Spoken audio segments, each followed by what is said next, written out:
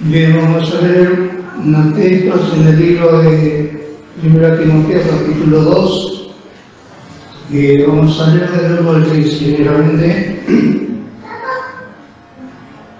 Dice así: amonesto pues antes todas cosas que se hagan rogativas, oraciones, peticiones, ofrecimientos de gracia por todos los hombres, por los reyes y por todos los que están en eminencia, para que vivamos quieta y reposadamente en toda piedad y honestidad, porque es bueno y agradable delante de Dios y nuestro Salvador.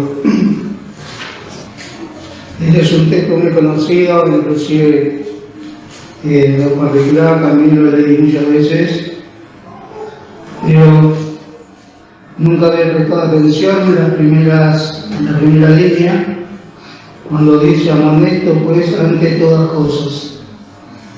Y amonestar, sabemos que es una palabra casi sinónimo de aquella otra que dice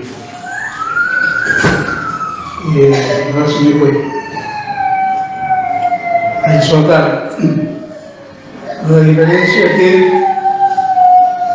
exhortar es llamar la atención antes que suceda algo, un consejo, y amonestar es llamar la atención después que se hizo algo que no se debía hacer.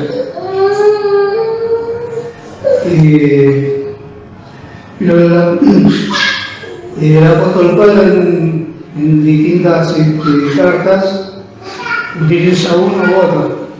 En este caso utiliza esta palabra amonesto, pues ante todas cosas que sean rogativas, oraciones, peticiones, hacimientos de gracias por todos los hombres.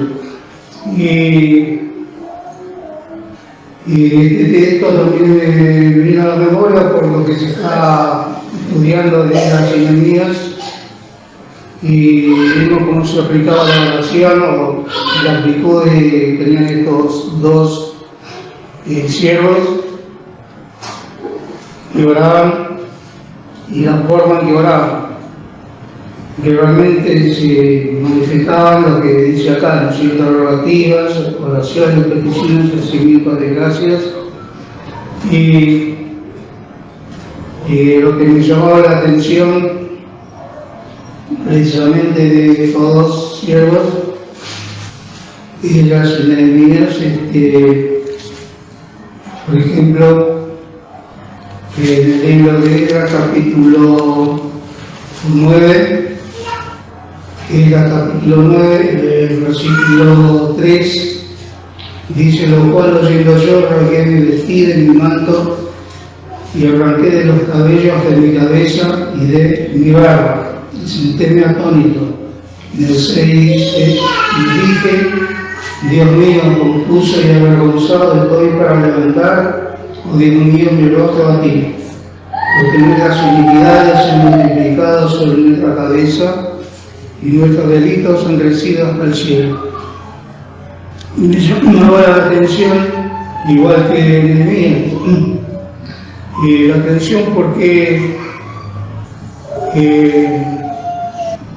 cuando, igual que Daniel, también en el libro de Daniel, no recuerdo ahora la cita, pero también donde era casi una oración muy similar por los pecados del pueblo, y dice: hemos pecado contra ti. Cuando Daniel fue llevado en cautiverio, y era un adolescente, igual que Nehemías, nació en cautiverio, o sea, nació en Babilonia.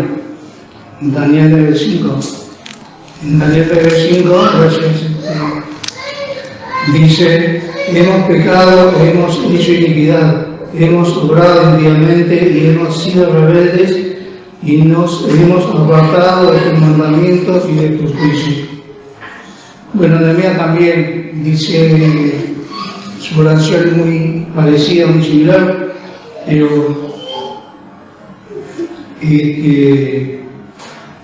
bueno, eso es lo que me llama la atención, como ellos si bien no habían cometido este tipo de pecados, que no se habían apartado, no se habían revelado, pero asumieron dice que podemos decir en la unidad, ¿no es cierto?, entre estos siervos y el pueblo, o sea, ellos se unieron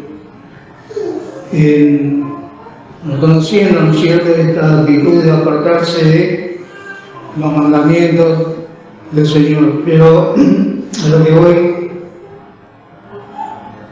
es el modo de reconocimiento, el modo de humillarse, y es esto también lo que el apóstol Pablo en 1 Timoteo capítulo 2 decía, ¿no es cierto?,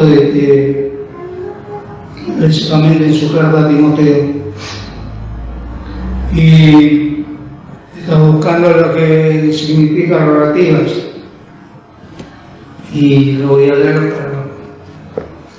Bueno, en el diccionario común dice oración pública con que se implora a Dios. Y es un libro bíblico, dice término que da a entender el sentido de necesidad del suplicante y sentido de su propia insuficiencia. Y como vemos en la actitud de Esdras y Nehemías, Daniel también, como tomaron esta actitud de reconocimiento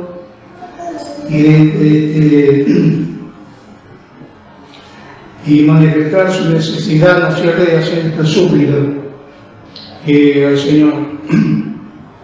Y también lo que decía al principio, ¿no es cierto?, que nunca había prestado atención cuando dice honesto, pues ante todas cosas, antes de nada, al principio de todo, la oración.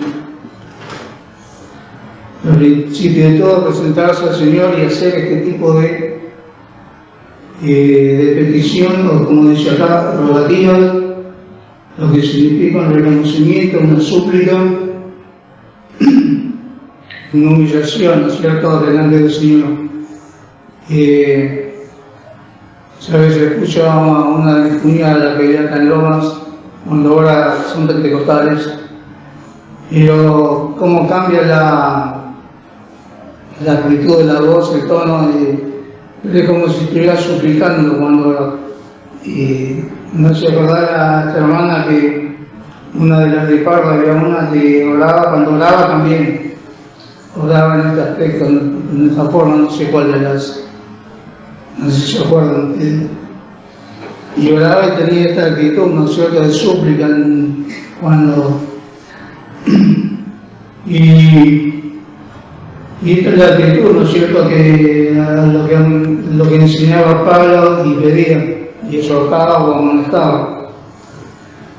Ante todas cosas, al principio, como decía la oración, presentarse al Señor en esta condición. Y luego dice oraciones. Y oración es la voluntad, ¿no es cierto?, de orar. Yo pensaba a mí mismo, ¿no es cierto?, hace poco.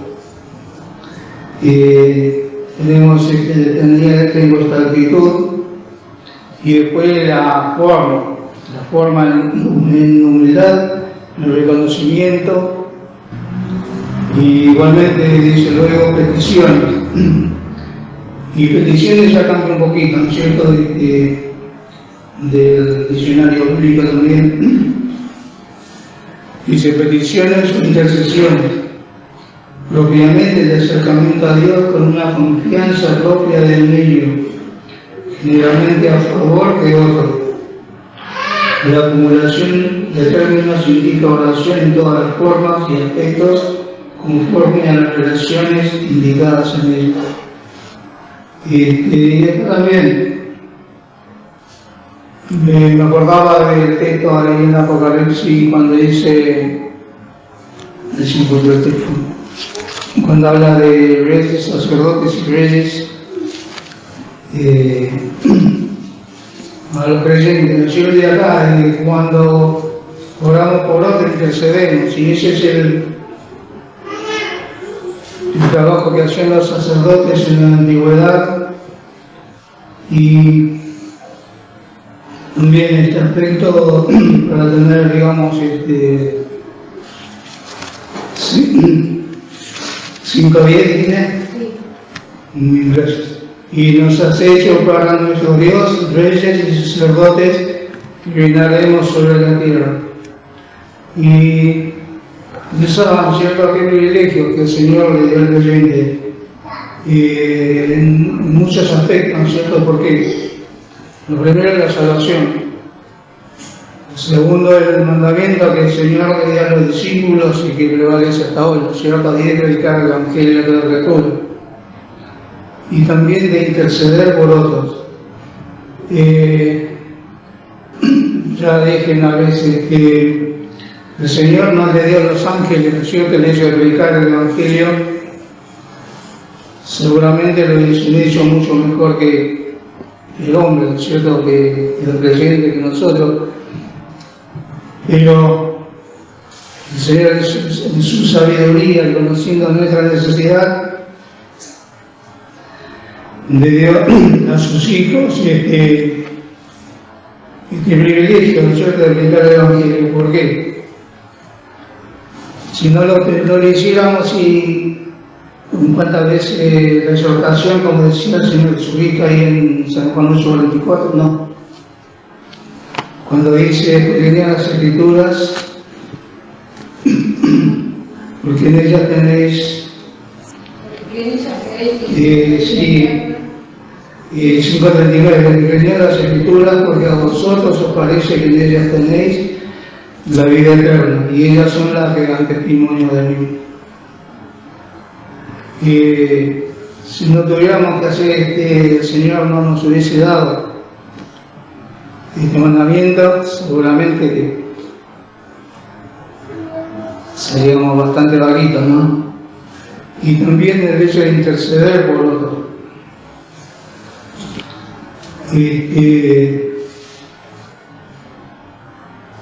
Cuánto privilegio, decía, y necesitamos, pues, como dice acá, ante todas las cosas, la oración, y realmente humillándonos, presentándonos al Señor, como lo hicieron Ananías, Daniel y otros tantos, el apóstol Pablo, que enseñaba estas cosas, y que también en Efesios 6:18, ¿no es cierto?, dice, orando en todo tiempo, con toda explicación y súplica en el Espíritu, y velando en ello con toda instancia y suplicación por todos los santos. Y acá vemos Pablo la exhortación, las amonestaciones, hacer las rogativas, las oraciones, las peticiones, dice por todos los hombres, pero enfatiza en el versículo 2 por 2 veces y por todos los que están en eminencia. Y en el 6:18 de Efesios dice por todos los santos. Y después en el 19 Pablo dice y por mí, para que me sea dada palabra. Y abarcó Pablo todos los aspectos, ¿no es cierto?, de la oración. Y volviendo al capítulo 2, versículo 1, nacimientos de gracias por todos los hombres. Y esto también sabemos, ¿cierto?, que dar gracias al Señor por sus bendiciones, por la obra del Señor Jesucristo en la cruz de Calvario. Y también tendríamos que dar gracias, ¿no es cierto?, por esta tarea, ¿no es cierto?, de anunciar el mensaje del Evangelio. Que es difícil en estos tiempos porque, ya lo dije la vez pasada, hay tanto engaño en la calle, muchísimo. Y el domingo andaban como hormigas los testigos de Jehová, andaban todos por acá, andaban por un lado de casa. Y no sé, no había nadie que se abriera la puerta de su casa para hablar. Y evidentemente no, pero mejor así, ¿no es cierto?, porque para que no sigan engañando. Y así las cosas. Y luego, la segunda parte del versículo 2 del capítulo 2, dice, para que vivamos quieta y reposadamente en toda piedad y honestidad. Bueno, nosotros, gracias al Señor, tenemos esta libertad, ¿no es cierto?, de reunirnos, de predicar el Evangelio, de poder testificar también fuera de este lugar, y gracias al Señor, ¿cierto? Pero también en este aspecto deberíamos hacer acciones de gracias. Y en el versículo 3 dice, porque este es bueno y agradable delante de Dios nuestro Salvador. Entonces, bueno que delante de nuestro Señor y Salvador hacer estas rogativas, estas oraciones, estas peticiones, estas acciones de gracias por todos los hombres.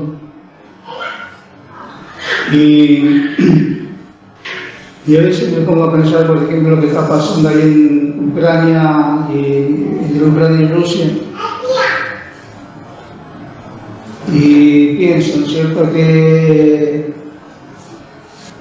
locura, ¿no es cierto?, porque tristemente esos hombres que no sean rusos, sean ucranianos, lo toman como que dieron la vida por la patria, pero pasan a la eternidad y van todos al mismo lugar, sin Dios, sin salvación.